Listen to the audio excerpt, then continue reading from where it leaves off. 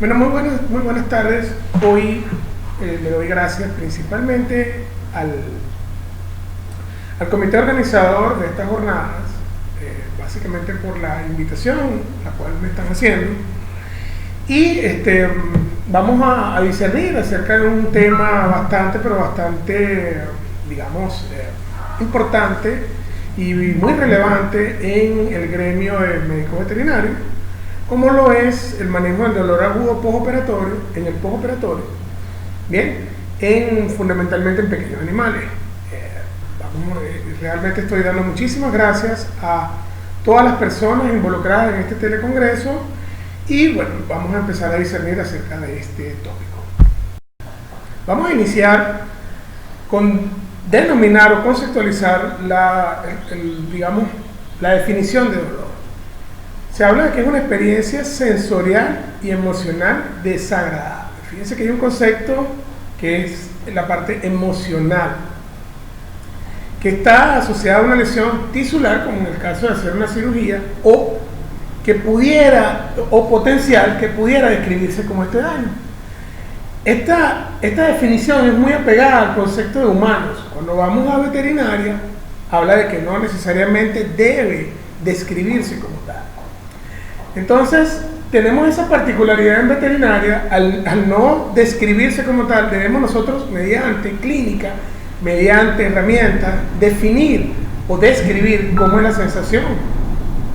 Convertir eso que muchos fisiólogos llaman nocicepción en dolor, ¿bien? Y lo otro es que la sensación dolorosa tiene una elevada variabilidad, o sea, no es lo mismo tener una sensación dolorosa en un pincher que en un dogo o que en un braco o en un gato, o sea, difiere. Esa diferenciación tenemos nosotros que los médicos veterinarios poder determinarla. Entonces tenemos unas diferentes dimensiones dentro de lo que sería la categorización de la sensación dolorosa. Tenemos una dimensión física que es sensorial y discriminativa, que hacemos nosotros todas las veces. En los animales podemos ver esa dimensión sensorial y discriminativa como la parte física solamente del dolor, pero en humanos y en animales también, los etólogos, los conductólogos, las personas que están ahorita llevando adelante estudios en cuanto a la sensación dolorosa, saben que hay una dimensión psicológica que los pacientes sienten, que los pacientes expresan, que los pacientes tienen, que los pacientes manifiestan, que es afectiva, que es emocional, que hay aspectos emocionales aversivos. Bien, fundamentalmente sabemos que los pacientes tienen muchos recuerdos, que los pacientes pueden asociar sitios, lugares, personas, voces con mediadores de la inflamación que puedan generar dolor. Es una sensación que se va aprendiendo, vamos a decirlo así, por parte de los animales, bien, y que obviamente ya hace parte desde cuando entra el paciente en el consultorio, ya empieza a generar mediadores de inflamación, ya empieza la sensación a hacer sus efectos, ya se empiezan a manifestar una serie de sustancias que debemos tenerlos muy en cuenta a la hora de tratar el dolor, y que ese dogma de antes, de que no le pongas analgésicos porque se quitan los puntos o porque se van a mover un poquito más, realmente es una cuestión del pasado que está bastante digamos, criticada, y que no es una cuestión que ya en pleno siglo XXI podamos nosotros estar promoviendo o pensando que es así. Muy bien, entonces estamos originando dolor en una cirugía de cavidad abdominal donde está bastante complicada las cosas. Estamos haciendo una ligadura temporal de un ligamento, ¿ok?, con una estructura que es una bolsa ovárica en este caso, y estamos generando un dolor visceral agudo. Hablamos de dolor quirúrgico en este caso, ¿bien? Tenemos un dolor agudo, quirúrgico, abdominal, ¿bien?, que obviamente sabemos que va a ocurrir en el paciente, sabemos que se va a manifestar, y simplemente no nos queda otra labor que poder mitigar esa sensación. Entonces, ya eso es, digamos, criterio nuestro el ver cómo si algo ciertamente se va a originar, cómo va a ser su mitigación para poder disminuir la sensación que va a resultar de eso. ¿Cuál es el principal problema que tenemos nosotros como veterinarios? Estimar la sensación dolorosa. O sea, tratar de darle a esto una puntuación, un nivel, un valor, una medición. Bien, eso se nos hace bastante, pero bastante difícil. En esta tabla podemos ver que la estimación de dolor asociado a varios tipos de cirugía es una tabla de la doctora Carroll de la Universidad de Texas A&M en el año 1998. Empiezan a determinar la estimación del dolor asociado con varios tipos de cirugías y obviamente tratan como de meter o dictaminar un tenor en función de las cirugías. Es un esfuerzo que realmente es loable, pero que contradice un poco el concepto de lo que es la sensación dolorosa como tal. O sea, ¿en qué sentido? En la variabilidad individual que ésta tiene y además de la capacidad que poseen diferentes razas o diferentes especies dentro de este tipo de sensación. Se nota que, o sea, es un esfuerzo que fue realizado hace prácticamente unos 20 años atrás. O sea, se nota de que este tipo de cuestiones empezaron a tratar de ver cómo se podían puntuar. Pero obviamente, digamos que una estabilización de una fractura radiocubital, ¿sí? Una fractura tibial es muy dolorosa y no es medianamente dolorosa como se puede determinar acá. Son fracturas realmente que tienen un tenor de dolor bastante alto y que bueno, eso pudiera traer algún tipo de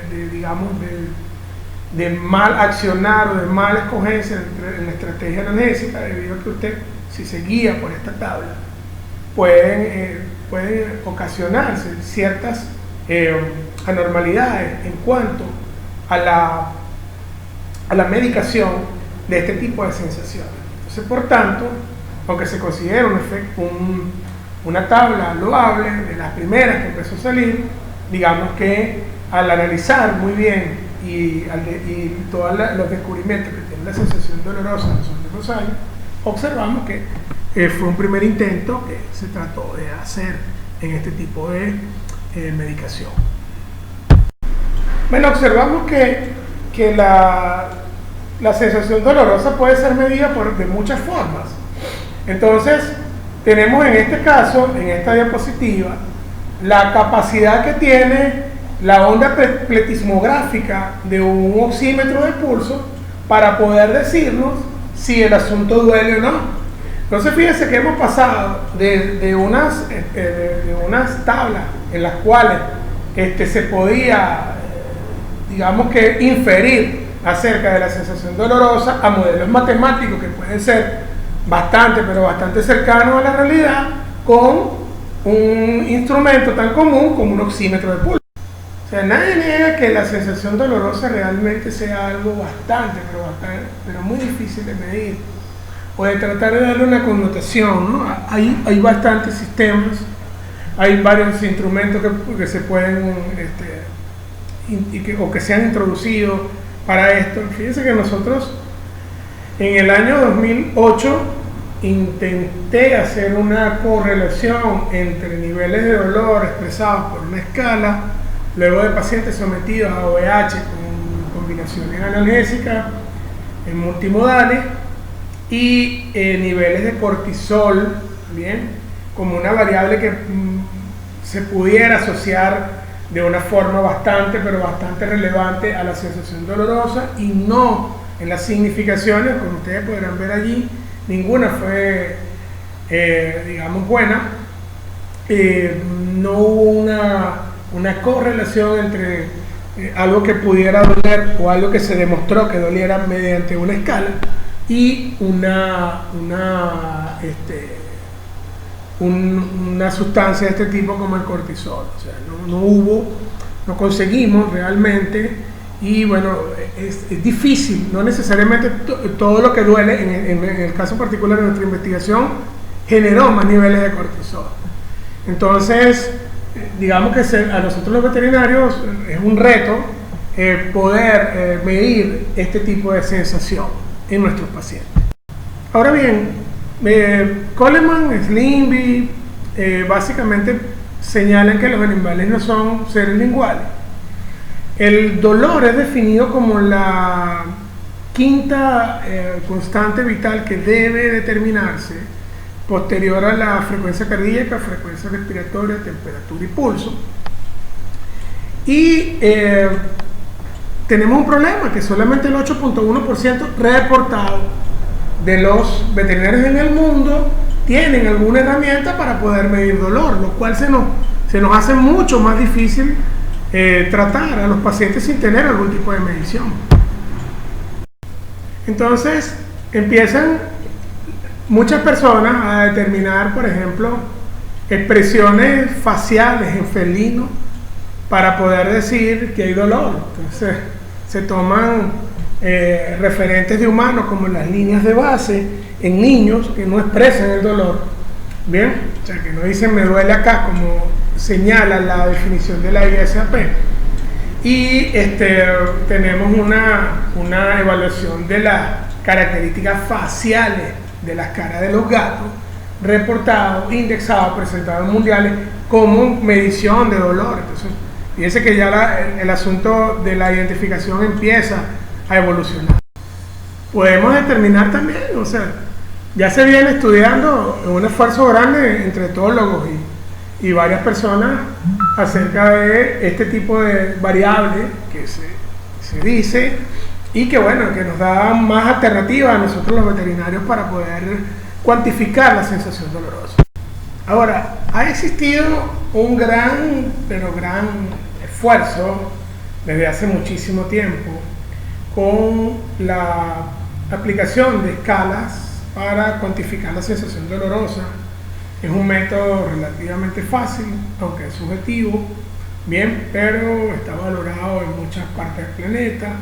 Hay varios tipos de escalas, hay análogos visuales, hay numéricas, hay conductuales, hay varias, bien.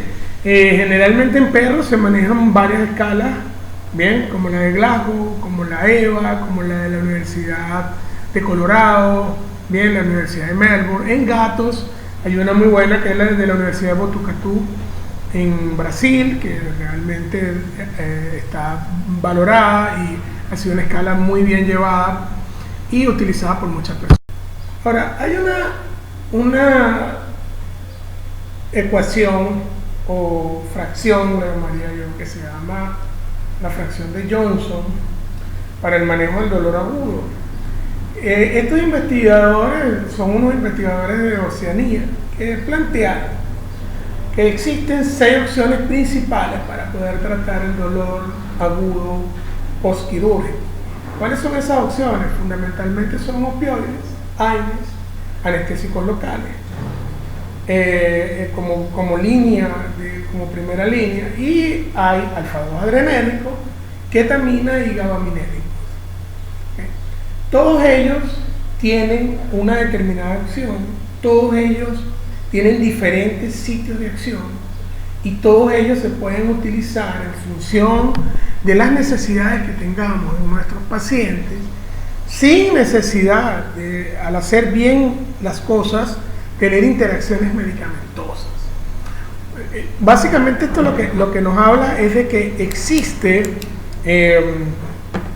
tratamientos multimodales que van a contribuir a la mitigación de la sensación dolorosa, de algo tan complejo como la sensación dolorosa, que se está acostumbrado mucho a hacer analgesia unimodal. Entonces, se está tratando de, con este grupo de fármacos, tomar los efectos, digamos, sinérgicos o efectos, por ejemplo, en el caso de los gabaminérgicos, para algo que ellos no fueron constituidos y puedan emplearse en el manejo de la sensación dolorosa postquirúrgica. lo cual es una pauta terapéutica bastante, pero bastante interesante. El dolor tiene varias clasificaciones que se denotan. En nuestro caso es dolor quirúrgico, que causamos nosotros por intervención en cualquier magnitud, y dolores no quirúrgicos, trauma, pacientes traumatizados, pacientes chocados, pacientes con dermatitis profunda, pacientes con artritis, con mastitis, con tumores, van a causar dolor. Entonces, ¿qué quiere decir esto? Que independientemente de la rama o de la dedicación que se tenga dentro del campo de las ciencias veterinarias, el dolor es un elemento transversal que va a estar muy presente y que todos deberíamos tener nociones para poderlo tratar de la manera más efectiva. Entonces tenemos una caracterización de lo que va a suceder con la sensación dolorosa. Bien, la sensación dolorosa se va a convertir en un impulso mecánico, en un impulso eléctrico, lo cual se llama una transducción. Posteriormente va a haber una conducción de ese impulso hacia un centro que lo va digamos, a tomar, bien, a modular, bien. Entonces, van a existir, en este tercer paso, va a existir previamente una transducción, una conducción por vías aferentes y una modulación principalmente en el asta dorsal de la médula espinal. Y de allí va a haber una integración, una percepción, y digamos, que lleva por varios haces. El que más se nombra es el haz espinotalámico hacia corteza y tálamo, para poder ser integrado allí, bien, y determinado. Ahora, en esas vías hay mecanismos de compensación, vamos a decirlo de alguna manera, o mecanismos que tratan de disminuir la sensación dolorosa. ¿Qué ocurre? Fundamentalmente cuando ese equilibrio se rompe entre lo que sería las sustancias que se producen en el organismo para controlar el dolor y la deformación de los nociceptores y la consecuente salida de mediadores de la inflamación que ocurre por intermedio de una sensación dolorosa. Entonces, ¿qué es lo que se ha descubierto? Bueno, que hay sustancias que pueden de alguna manera modular la sensación dolorosa, mitigarla, y esas sustancias las estamos colocando, o esos receptores se están bloqueando.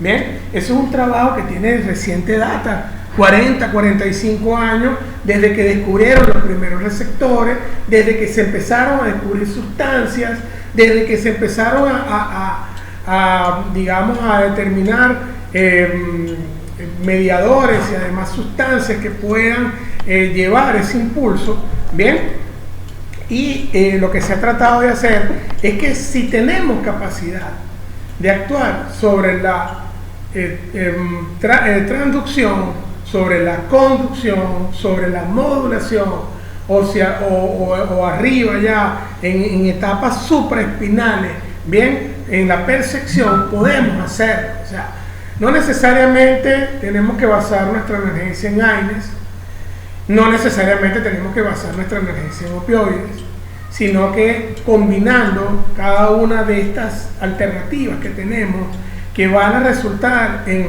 una determinada alcabala, vamos a decirlo así, de la sensación dolorosa, podemos controlar eso. Entonces, ese miedo, ese tipo de cuestiones que anteriormente eran inciertas o que tenían, no nos decían toda la verdad, entonces ya sabemos que en este momento podemos manejarla de una buena forma, de una buena manera. O sea, un ejemplo muy fácil es, si usted no quiere, o si usted quiere controlar la transducción, simplemente hacemos un bloqueo, ya sea del nervio o ya sea del área anatómica, bien, con lidocaína o con bupivacaína, y estamos paralizando eso, vamos a decirlo de alguna manera.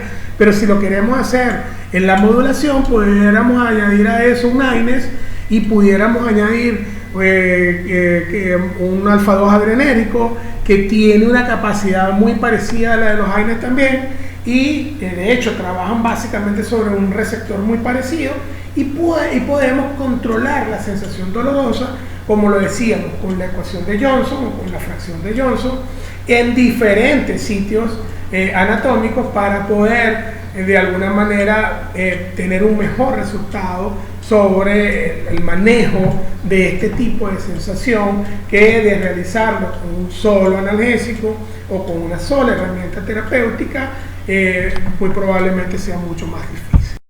En la siguiente diapositiva observamos una revisión sistemática de analgesia en una cirugía que se hace cotidianamente, que es ovarohisterectomía.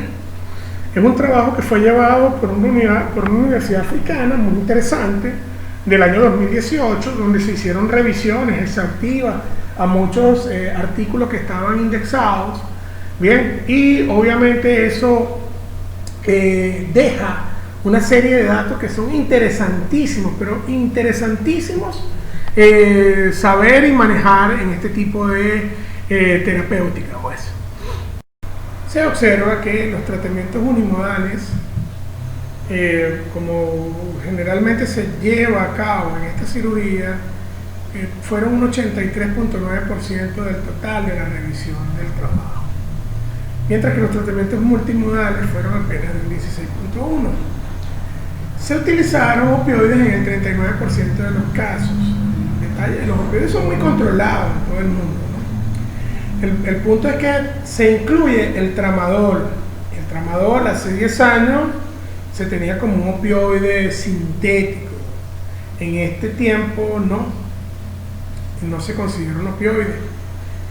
AINES ocupa el segundo lugar del asunto, con un 19.4%, las combinaciones de AINES y opioides con un 19.4%, los analgésicos locales o los anestésicos locales que se emplean como analgésicos tienen una preponderancia de un 6.5%, mientras que la acupuntura tiene un 3.2%.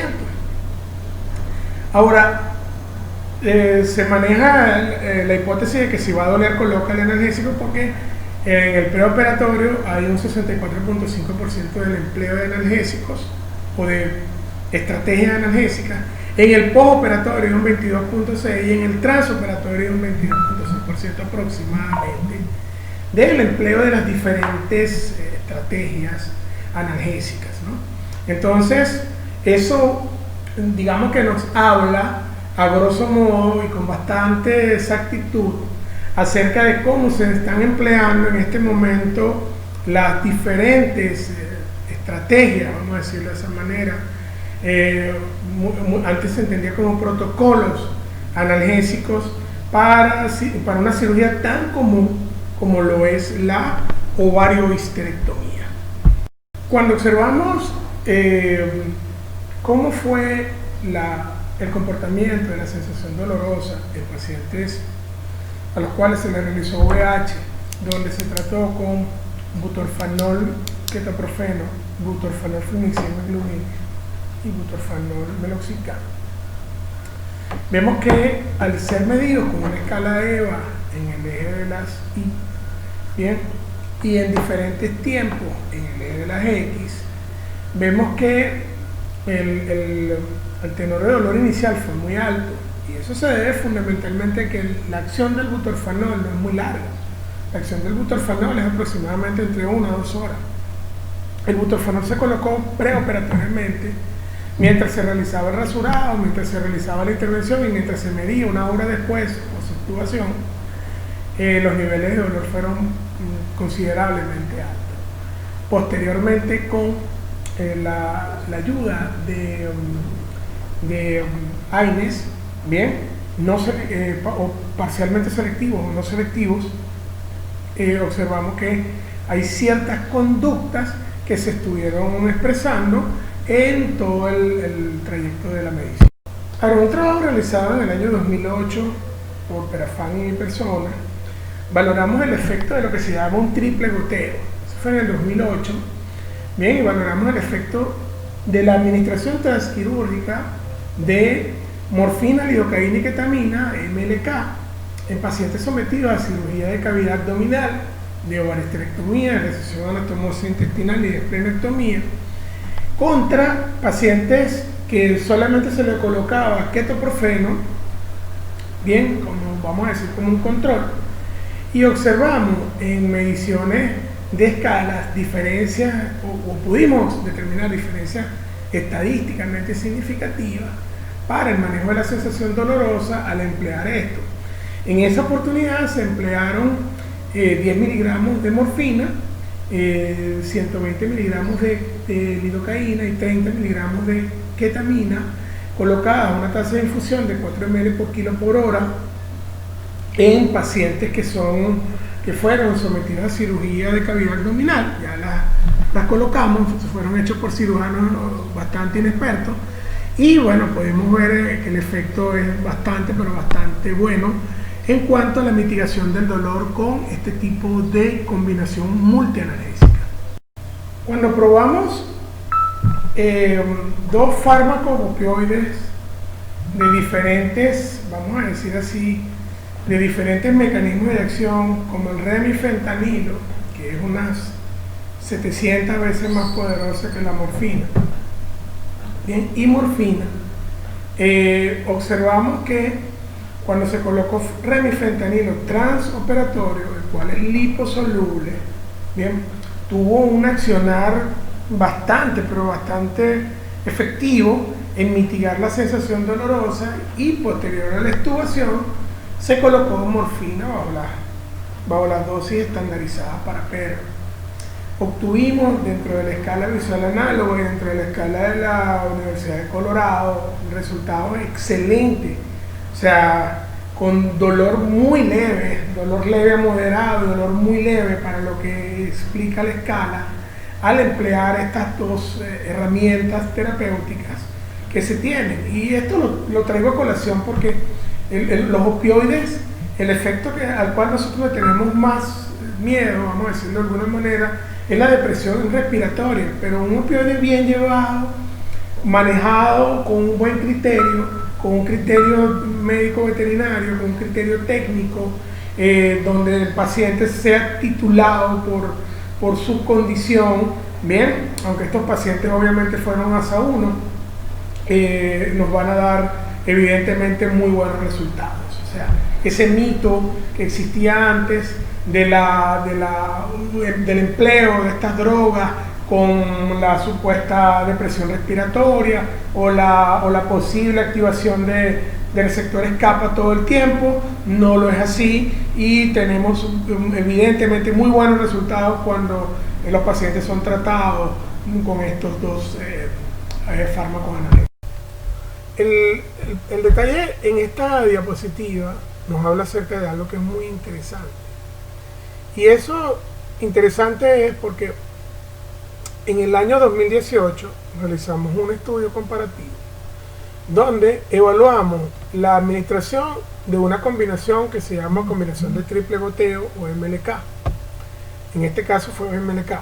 Bien, esa combinación se utilizó transquirúrgicamente y postquirúrgicamente, fundamentalmente porque Posner en el 2010 señaló que el empleo postquirúrgico de la combinación morfina, lidocaína y ketamina en dosis bastante altas de 30 miligramos de ketamina, de 240 miligramos de lidocaína y de 60 miligramos de ketamina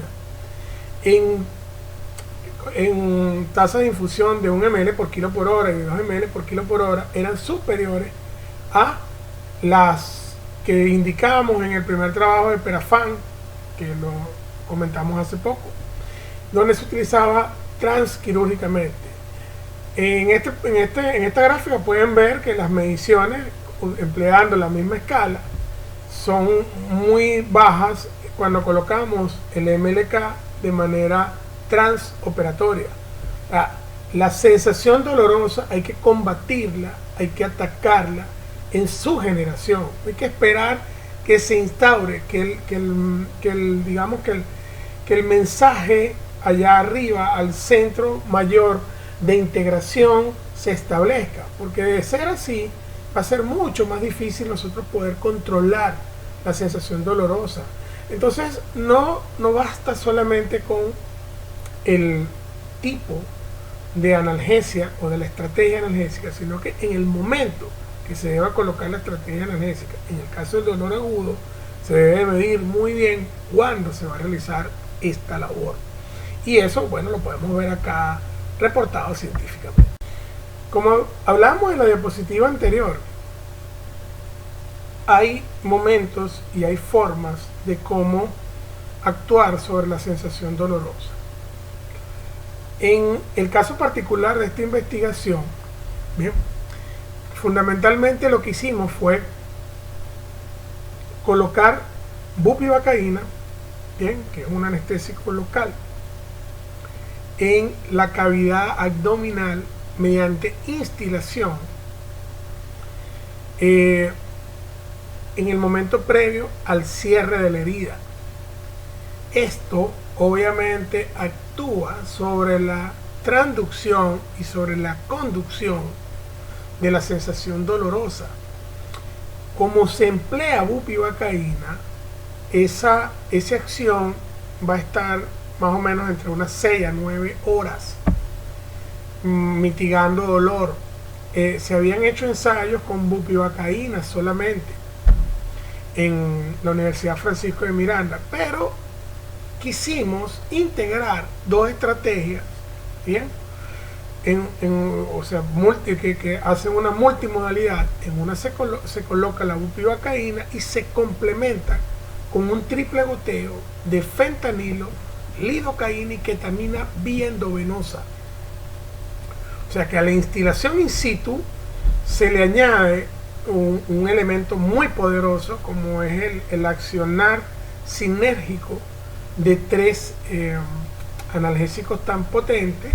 Bien, se colocan 50 microgramos de fentanilo, se colocan 120 miligramos de lidocaína y a su vez se suministran 30 miligramos de ketamina en una solución de 500 ml de Ringer lactato, a los cuales se les descuentan los volúmenes administrados de los diferentes fármacos, y eso se coloca a una velocidad de aproximadamente 4 ml por kilo por hora.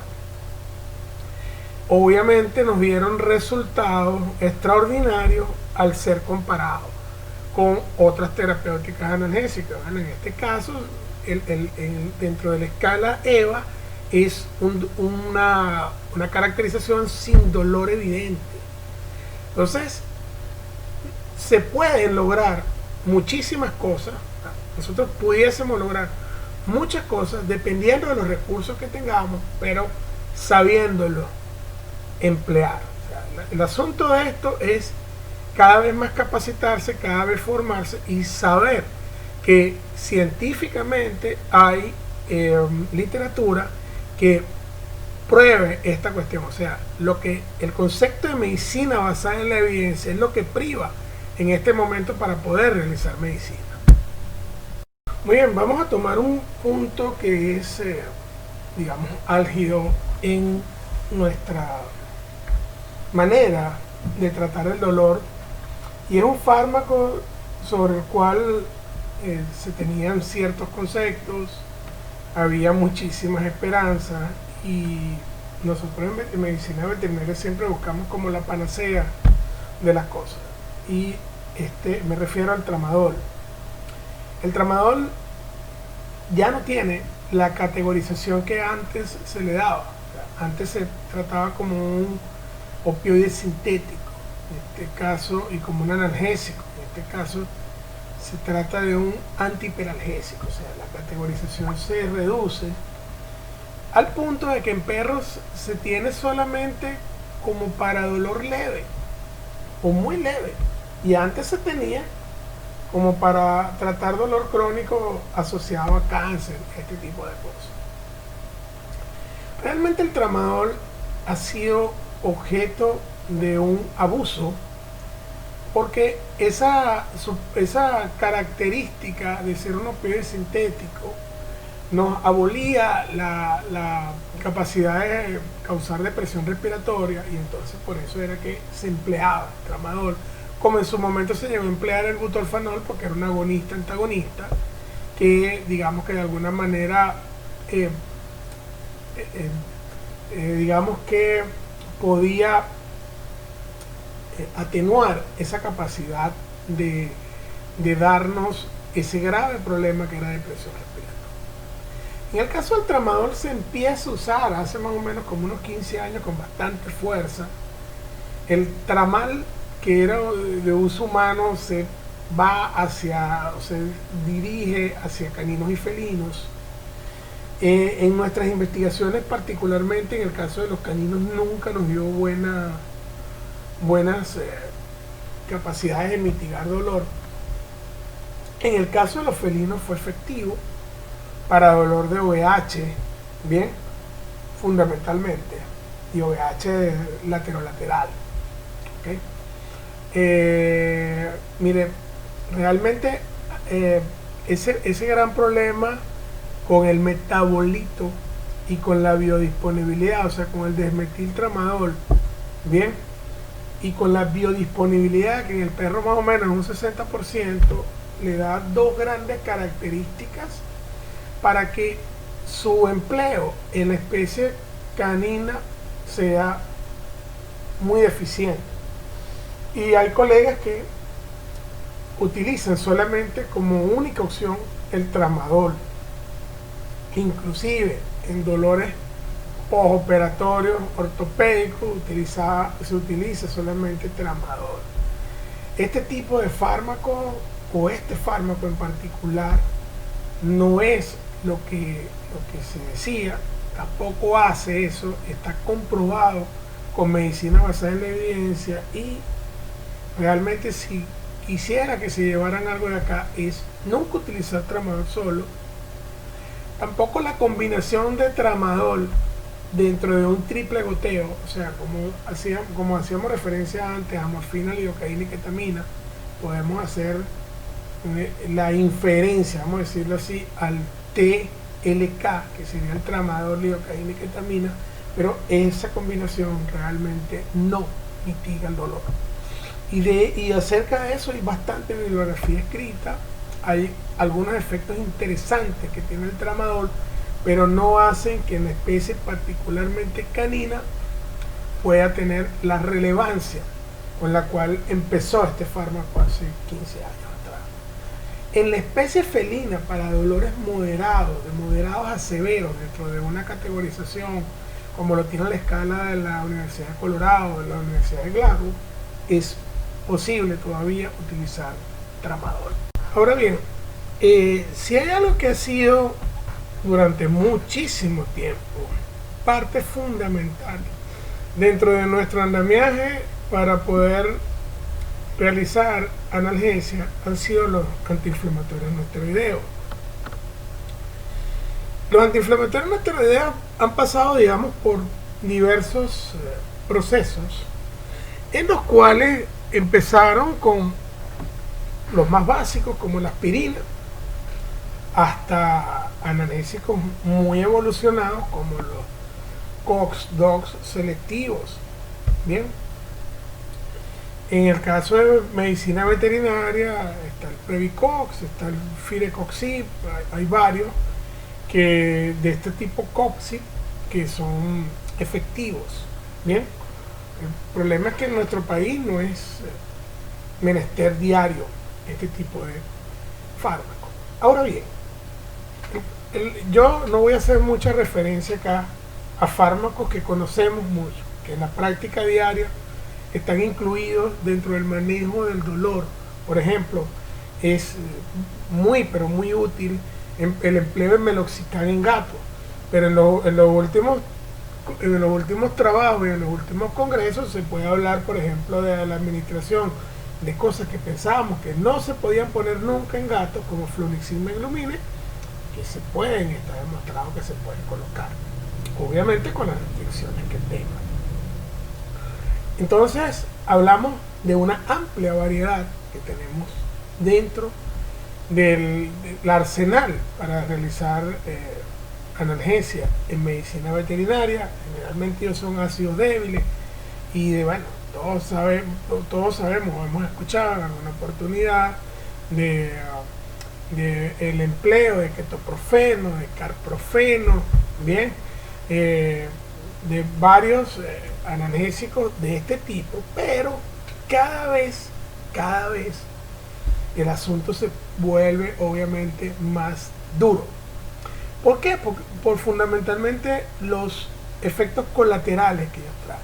Entonces, fíjense que ya las últimas recomendaciones en el año 2018 para el empleo de este tipo de fármacos como condiciones mínimas para su empleo, se piden que los pacientes sean normotensos, fundamentalmente por los efectos colaterales que ellos tienen, ¿sí? Que estén hidratados, debe existir normalidad en la frecuencia respiratoria y en la frecuencia cardíaca, sin coagulopatía. Recuérdense que ellos inhiben la vía de la ciclooxigenasa, pero inhiben la vía del tromboxano. Entonces, es como cuando se emplea, por ejemplo, acetaminofén en dengue hemorrágico. El acetaminofén tiene un uso en medicina veterinaria que es exponencial, sobre todo nuestros amigos allá del sur, Argentina, Chile, están utilizando mucho acetaminofén, porque fundamentalmente tiene algunas características sobre ciclooxigenasa 3 que no las tienen los demás, y bueno, se puede emplear en algunas ocasiones, pero el paciente no debería tener daño severo en mucosa gástrica. Y hay una gran discusión por creatinina. Bueno, recuerden que la creatinina depende del, vamos a decirlo así, del volumen del paciente. O sea, no es lo mismo la filtración de creatinina en un chihuahua que en un dogo argentino, cosas así. Entonces, ese tipo de cosas está todavía en discusión. Ahora, ¿cuántos de nosotros incluimos todos esos parámetros antes de disparar con la inyección única, unimodal de un AINE en una cuestión tan complicada como lo es el manejo del dolor? Muy pocos. Entonces, en esta charla no voy a tener la capacidad de poder hablar de todas estas cosas. Lo que sí quiero que quede, como en el caso del tramador, es que ya las restricciones son mucho más grandes. Eso quiere decir que países que se cumplan con ese tipo de restricción o con ese tipo de condiciones, vamos a decirlo de alguna manera, las demandas por iatrógenos o manejo de iatrógenos en el empleo de AINES van a ser muchísimo mayores debido a la no toma de este tipo de normas antes de colocar fármacos antiinflamatorios no esteroideos. Entonces, en esta oportunidad el llamado es a que vean cómo tenemos que revisar bien un paciente antes de hacer un acto que pudiese tener indicios de irresponsabilidad, de no tener todas estas condiciones juntas para la administración de AINES. Bueno, entonces estamos en una disyuntiva donde tenemos algunos AINES, bien, donde conocemos algunas estrategias, donde probablemente no podamos llegar a opioides, pero también tenemos vías, bien, y tenemos ciertos recursos. Por ejemplo, esto fue un trabajo que hicimos en el año 2011, donde comparamos el efecto de ketamina versus iracina, pero la administración fue peridural. ¿Qué se hizo? Bueno, se colocó un catéter peridural, el catéter peridural se dejó en el paciente y se colocó solamente silacina o solamente ketamina. Y los resultados fueron fantásticos. Los resultados fueron muy, pero muy alentadores. Bien, en este caso estamos viendo la tabla de la Universidad de Colorado, que es una tabla, es una escala que va de 0 a 8 como sin dolor evidente o un dolor leve, de 9 a 16 es un dolor de leve a moderado, y de 16 hasta 24 es un dolor severo intratable. Fíjense, los niveles de dolor en estos pacientes fueron muy bajos. Bien, tuvimos promedios en el caso de la ketamina de 4.77, en el caso de la silacina de 3 punto algo, o sea, promedio de dolor bastante leve. Y solamente usted en su consultorio debería tener ketamina y silacina para poder ser colocado, obviamente, mediante vía peridural. Entonces, ¿qué estamos haciendo? Estamos abordando la vía de la modulación directamente con fármacos que pueden bloquear tanto los receptores NMDA como poder llegar al receptor alfa 2. Y en un trabajo de este tipo que lo realizamos hace prácticamente ya hace 10 años, pudimos tener resultados evidentemente satisfactorios, ¿verdad? Lo cual esta diapo es básicamente un mensaje para que para saber que no hay excusa al momento de tratar a pacientes contra sensación dolorosa de una manera efectiva. Fíjense que podemos hacer analgesia con cuestiones que son relativamente simples en este momento para el manejo de la sensación dolorosa en medicina veterinaria. La dexmedetomidina, que antiguamente era un fármaco difícil de conseguir y extremadamente costoso, ya no lo es. Hay productos veterinarios contentivos de dexmedetomidina con los cuales podemos tranquilamente trabajar. ¿Ven? Recuérdense que esto es un alfa 2 adrenérgico que tiene una mejor capacidad de ir hacia el receptor que la silacina, con no tantos efectos adversos. Bien, y esto se traduce en que empleada a dosis analgésicas pueda darnos buenos resultados. En este trabajo también se comparó la capacidad de mitigar dolor cuando se colocó por vía peridural y por vía intravenosa, y en el caso de la dexmedetomidina resultó muchísimo mejor colocarlo por vía endovenosa. Ahora, realmente, ¿qué es lo que viene?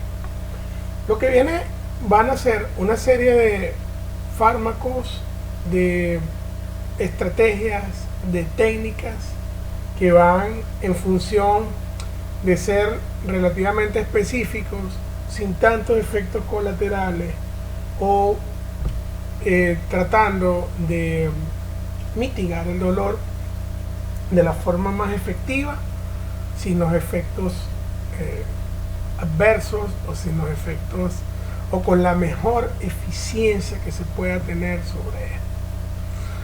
Fíjense que acá estoy citando el trabajo del profesor de la Universidad Francisco de Miranda, Víctor Chávez, su tesis doctoral, donde habla acerca del bloqueo del plano transverso del abdomen, lo que se llama el TAP block. Bien, ¿qué es lo que viene? Bien, ya cada vez los bloqueos se están haciendo mucho más específicos.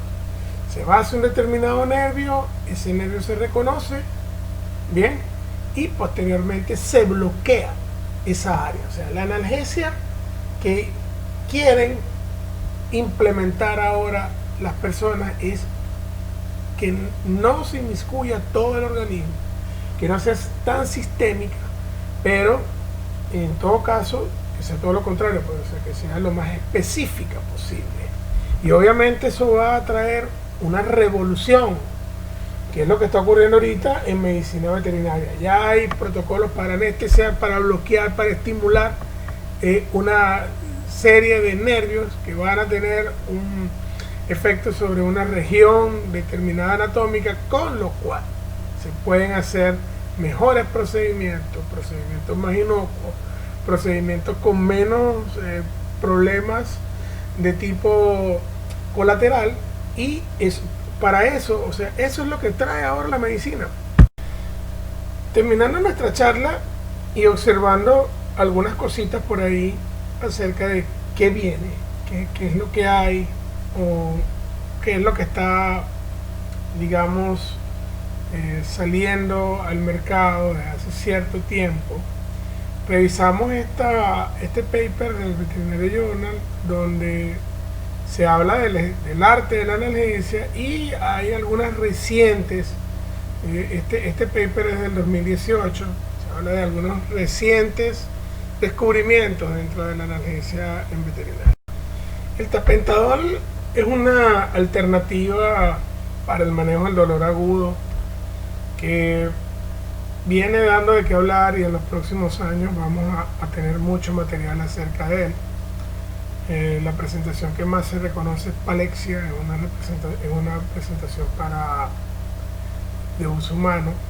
Bien, es un agonista un mu agonista, pero también es un inhibidor débil de la recaptación de noradrenalina, que tiene esa dualidad de funciones. Bien, y no requiere un desmetiltramadol como en el caso del tramadol, sino que su acción es directa.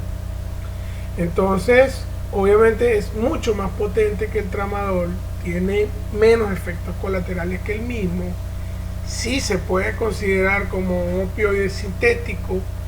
En este caso también se considera como un analgésico, y es, digamos, según los últimos estudios, es una alternativa eficiente en el manejo del dolor en humanos. Se están demostrando resultados interesantes en caninos, y en felinos se está explorando en unos primeros estudios que también están dando algunos resultados que son bastante alentadores.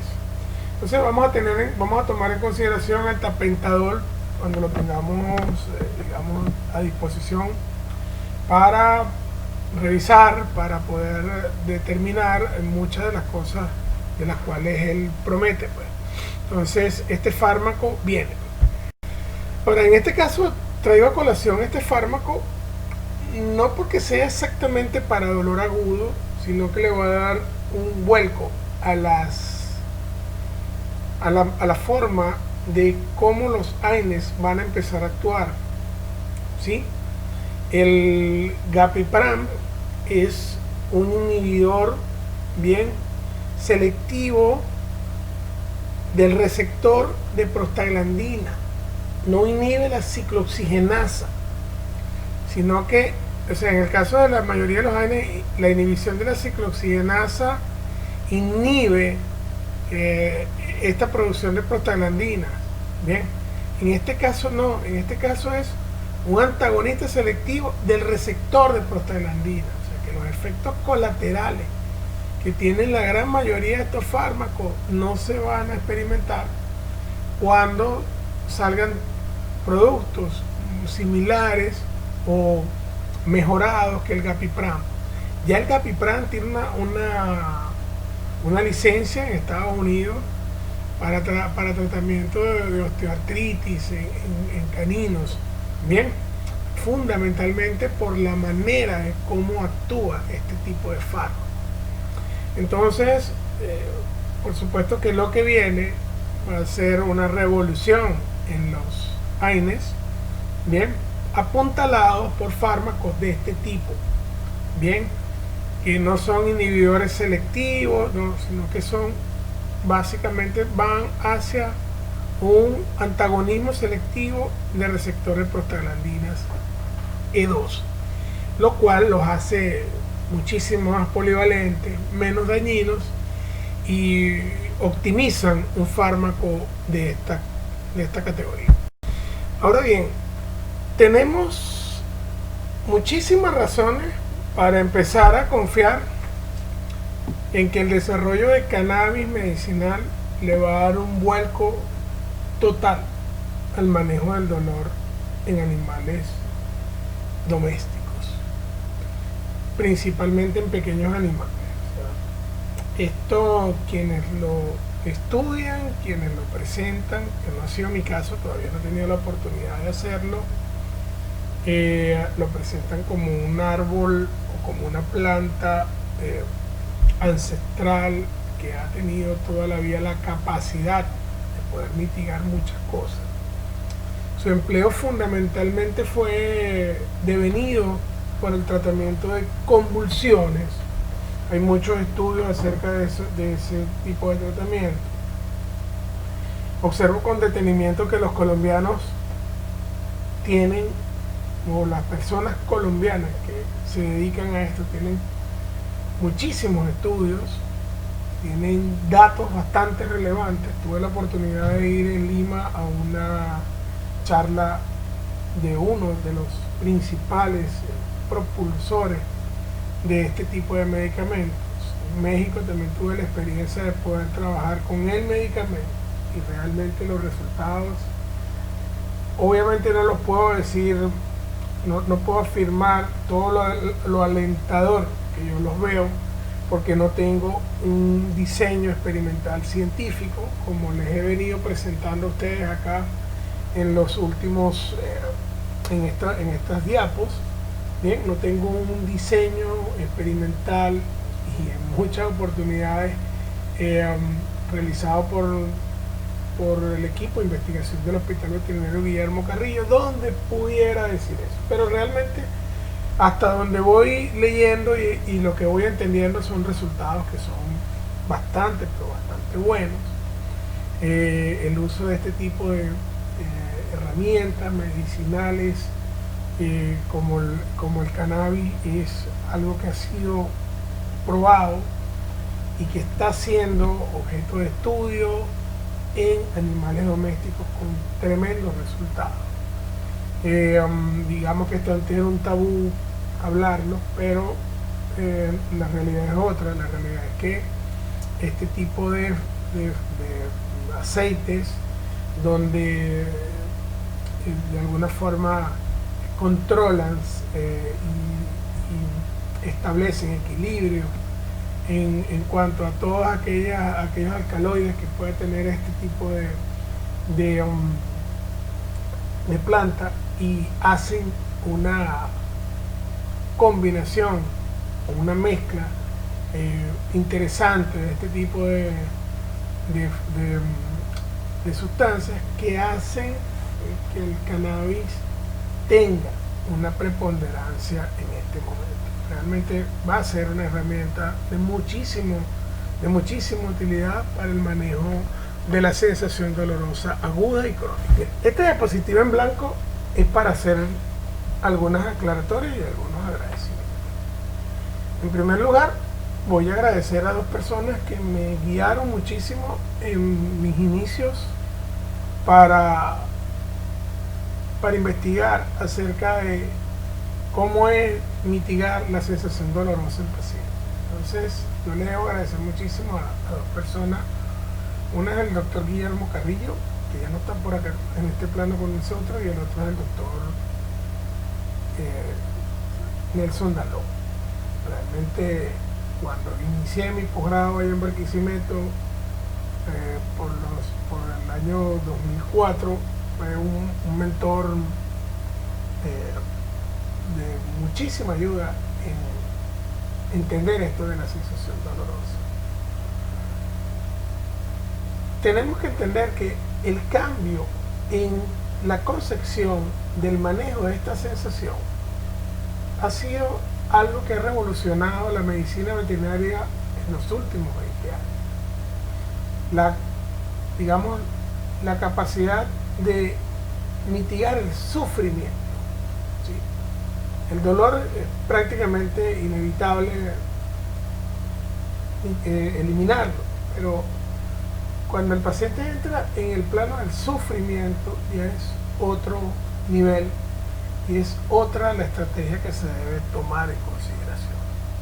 Es por ello que debemos tomar conciencia. Hay herramientas, hay capacidades para poderlas colocar. Si no tiene nada, puede instilar bupivacaína. Si tiene combinaciones, puede hacer goteos doble, triple. ¿Bien? Generalmente el manejo del dolor no se da con una sola herramienta, con una sola arma. Es muy complejo la cantidad de cosas que ocurren cuando se inicia la sensación dolorosa y la otra cantidad de cosas que se generan y que se modifican cuando existe un estímulo doloroso activo. Bien, la cantidad de implicaciones que tiene en cirugía el no manejar sensaciones dolorosas. O sea, es muy bien reportado, es muy importante y es algo que se debe irremediablemente manejar. Por otro lado, quiero hacer un gran reconocimiento a los organizadores, a Naudi, a Milva. En estos tiempos de tanta crisis, generar congresos, generar información, generar contenidos que puedan mejorar en nuestros desempeños clínicos, médicos, es algo realmente loable. Y bueno, cabe la felicitación y obviamente el agradecimiento a los organizadores de esta jornada. Para cualquiera de sus dudas, estamos a la orden y a la disposición de responder.